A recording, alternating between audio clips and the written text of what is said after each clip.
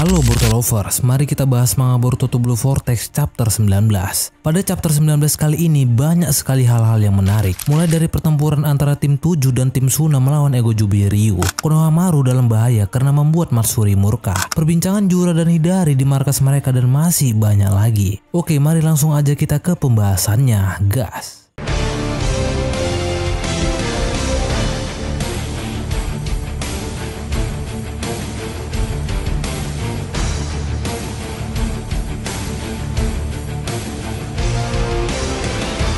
Pada chapter 19 ini berjudul Konohamaru-chan. Covernya diisi oleh Moegi dan di covernya bertuliskan bayangan yang tengah terlelap kini bergejolak. Di halaman awal di samping panelnya bertuliskan Araya dan Shinki di hari itu momen kelahiran Kenjutsu maut Jitetsu Ryupujin. Chapter 19 kali ini diawali flashback Araya dan Shinki yang sedang berkolaborasi meningkatkan kemampuan mereka demi sang ayah. Saat itu Shinki sedang memegang pedang milik Araya sambil berkata, "Sudah selesai, coba pegang." Araya menjawab, "Ini?" Shinki melanjutkan, "Aku menanamkan cakraku pada pedang itu. Kalau kau memakainya bersamaan dengan futon kenjutsu milikmu, kau akan bisa mengendalikan pasir besi hingga batas tertentu seperti yang kulakukan." Araya pun berkata, "Kau yakin? Dengan begini kau mengurangi kesempatan menangmu kalau bertarung melawanku." Shinki yang mendengar itu pun menjawab, "Jangan bercanda, justru dengan begini kau bisa setara denganku." Araya kembali berkata, "Seenaknya saja meremehkan orang." Shinki kembali berkata, "Semua ini demi melindungi ayah Anda. Aku ingin kita meningkatkan kemampuan sejauh mungkin." Araya yang mendengar itu pun berkata, "Dasar kau ini, setiap buka mulut yang kau bicarakan selalu saja ayahmu." Shinki pun menjawab, "Wajar kan, memang apa salahnya?" Araya pun melanjutkan, "Sesekali coba pikirkan Yodo sedikit." Shinki pun kembali berkata lagi, "Kau sendiri juga sama, selalu saja membicarakan Yodo." Araya pun berkata lagi, "Sepertinya kau masih belum paham ya."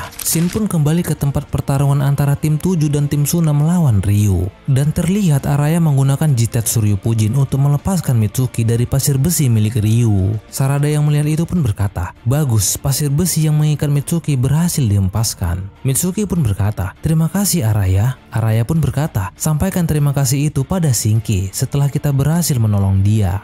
Kalian para ninja Konoha fokuslah untuk menyerang, biar aku yang mengatasi pasir besi miliknya." Sarada pun menjawab, "Oke." Ryu yang bersiap menyerang dengan pasir besinya pun berkata, "Pede sekali, sepertinya aku benar-benar dipandang sebelah mata. Tapi justru itu yang membuatku tambah semangat." Lalu tiba-tiba Ryu mengeluarkan gelombang pasir besi yang sangat banyak. Akan tetapi pasir besi itu tetap bisa dihempaskan oleh Araya. Yodo yang melihat itu pun berkata, "Dia datang dari arah jam 7. Lalu tiba-tiba pasir besi Ryu pun kembali menyerang. Akan tetapi lagi-lagi ditepis oleh Araya menggunakan pedang miliknya. Ryu yang melihat itu pun berkata, "Boleh juga, ternyata bukan cuma omong kosong." Sarada yang melihat keadaan itu pun tidak tinggal diam. Sarada mengeluarkan sebuah jurus api, yaitu Katon Gokakyu no Jutsu. Akan tetapi Ryu dengan mudah menangkisnya dengan menggunakan temeng pasir besi miliknya. Tidak tinggal diam, Mitsuki pun menyerang Ryu dengan ular miliknya. Ryu pun akhirnya dililit oleh ular Mitsuki dan terlihat ternyata Mitsuki menggunakan Sage mode miliknya. Tidak hanya itu, Mitsuki pun kembali menyerang Ryu yang sedang terlilit. Setelah terkena serangan itu, Ryu pun berubah menjadi kepingan pasir besi.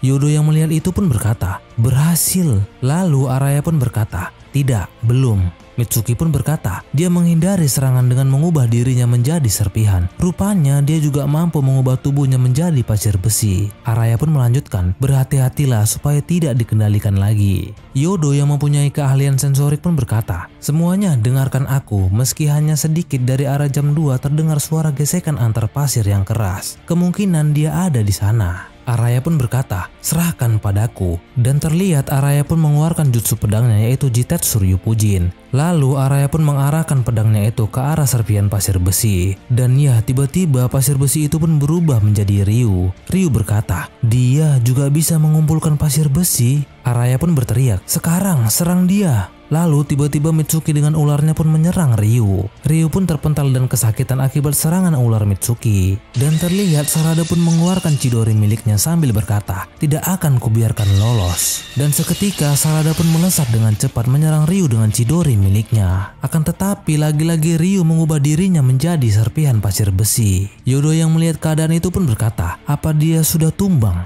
Sarada pun menjawab, tidak, lukanya terlalu dangkal, dia masih bersembunyi dengan menjadi pasir. Mitsuki pun berkata, sial. Dan Araya pun berkata, kejar dia sampai kemanapun. Shin pun beralih ke lokasi Konohamaru dan Matsuri. Matsuri pun terlihat sangat marah kepada Konohamaru sambil berkata, aku hanya ingin memanggilmu Konohamaru-chan, kenapa tidak boleh? Konohamaru yang mendengar itu pun menjawab, aku sudah bilang berkali-kali kan, aku tidak suka. Dipanggil begitu bikin perasaanku tidak enak tahu. Matsuri yang mendengar jawaban itu pun semakin marah sambil berkata, gara-gara perempuan sialan itu, padahal kau memperbolehkan Moegi si perempuan jalang itu memanggilmu begitu. Itu tidak adil namanya. Konohamaru pun menjawab lagi meski dalam keadaan terpojok sambil berkata, kalau aku bilang tidak suka ya tidak suka, kenapa malah cari-cari alasan lain? Matsuri pun berkata lagi, jangan seenaknya dong, itu kan cuma nama, aku bebas memanggilmu dengan nama apapun kan? Konohamaru pun menjawab lagi, justru kau yang seenaknya, dan lagi itu hanya nama panggilan, kenapa kau begitu terobsesi? Matsuri yang mendengar itu pun menjawab, seenaknya saja bicara, yang terobsesi itu justru kau kan Sarutobi? Dan terlihat Konohamaru pun semakin terperangkap. Shin pun beralih ke tempat Eida yang sedang melihat keadaan Konohamaru. Eida berkata, ini hanya dugaanku, tapi kurasa masalahnya bukan pada nama panggilan itu sendiri, tapi dia terobsesi pada hubungan yang memungkinkan lahirnya nama panggilan itu. Kau ini tidak peka ya Konohamaru-chan?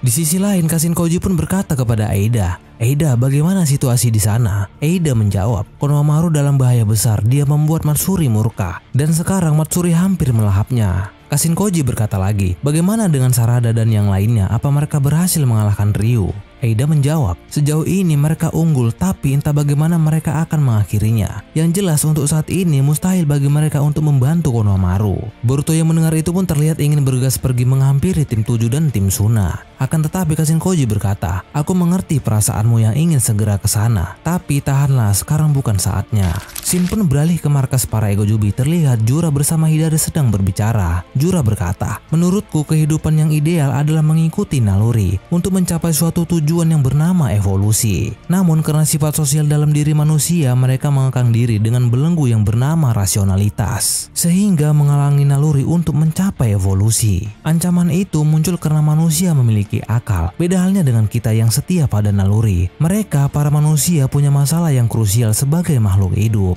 Bak yang saat itu pun berada di sana pun berkata, begitu ya, fakta yang menyedihkan, tapi itu tidak ada hubungannya dengan kita kan? Jura menjawab, tidak juga, karena itu bukanlah satu-satunya ancaman yang diakibatkan oleh akal. Bahkan bagi kita manusia pohon dewa ada sebuah konsep berbahaya yang dapat membawa masalah serius, yaitu cinta. Shin pun beralih ke tempat Konohamaru dan juga Matsuri. Terlihat Konohamaru pun hampir dilahap oleh Matsuri. Matsuri berkata, rasanya kepalaku penuh denganmu, lama-lama aku bisa gila. Kenapa aku harus merasakan hal seperti ini? Sungguh menyesakkan dan membuatku kesal. Konohamaru pun berkata, tenang dulu. Akan tetapi Matsuri pun menghiraukan perkataan Konohamaru sambil berkata, benar juga, kurasa itulah sebabnya. Mungkin kalau aku melahapmu maka aku tidak perlu merasakan pengalaman pahit ini lagi.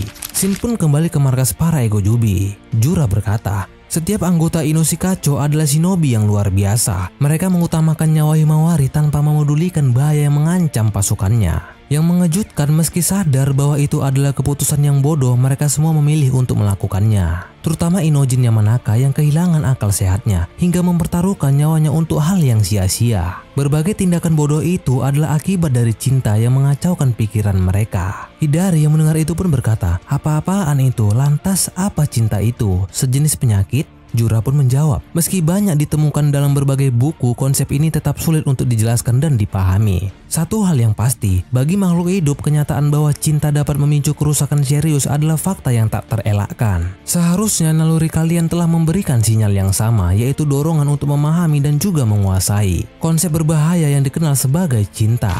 Shin pun beralih ke pertarungan tim 7 dan tim Suna melawan Ryu. Saat itu Yodo berkata, terdengar dia ada di atas kita, tepatnya di atas langit. Araya yang mendengar itu pun berkata, bersiaplah, aku akan menariknya keluar. Lalu Araya pun mengarahkan pedangnya ke arah serpian pasir besi. Dan ya, tiba-tiba Ryu pun muncul kembali. Araya berkata, percuma saja, berapa kali pun kau bersembunyi. Akan tetapi tiba-tiba muncul beberapa monster Sumiyaka dari jubah Ryu. Araya pun berkata, apa? Sarada yang melihat itu pun berkata, Sumiyaka? dan terlihat para monster Sumiaka pun bersiap menyerang mereka. Mitsuki yang melihat keadaan itu pun tidak tinggal diam, dia langsung menyerang Sumiaka dengan ular miliknya. Dan terlihat Sarada pun kembali mengeluarkan jutsu api miliknya. Akan tetapi para monster Sumiaka itu pun terus bermunculan semakin banyak. Mitsuki berkata, "Sial, tidak ada habisnya." Sarada yang melihat itu pun berkata juga, jumlah mereka terlalu banyak. Para monster Sumiaka itu pun langsung menyerang secara brutal. Dan terlihat Yodo pun hampir digigit oleh monster Sumiaka. Araya yang melihat itu pun langsung tidak tinggal diam, dia langsung menebas Sumiaka yang ingin menggigit Yodo. Bukan malah berhasil, pedang Araya pun tertancap di tubuh Sumiaka itu. Araya berkata, "Tidak bisa kucabut." Dan tiba-tiba Ryu pun muncul di belakang mereka. Bukan malah menangkap Yodo dan Araya, Ryu justru menangkap Sumiaka yang tertancap pedang Araya dan melemparkannya ke perut monster Sumiaka lainnya agar pedang Araya ikut terhisap ke tanda cakar. Araya yang melihat itu pun berkata, "Yang benar saja, pedang yang tertancap di tubuhnya juga terhisap." Ryu pun berkata, dengan begini tidak ada lagi jurus yang bisa menangkal pasir besi milikku." Sarada yang melihat itu pun berkata, "Sial, ini gawat." Shin pun beralih ke tempat Konohamaru dan juga Matsuri. Dan terlihat Konohamaru pun hampir dilahap sepenuhnya oleh Matsuri. Matsuri berkata, "Nah, mari kita bersatu Konohamaru-chan." Dan momen itu mengakhiri Boruto Blue Vortex chapter ke-19 kali ini. Sebelum berakhir ada sebuah catatan kecil di samping panelnya. Situasi menjadi gawat dalam sekejap. Jurus apakah yang bisa mengatasi para manusia pohon dewa yang memperlihatkan taringnya secara bersamaan? Oke, terima kasih sudah menonton video ini sampai akhir. Sampai jumpa di video selanjutnya.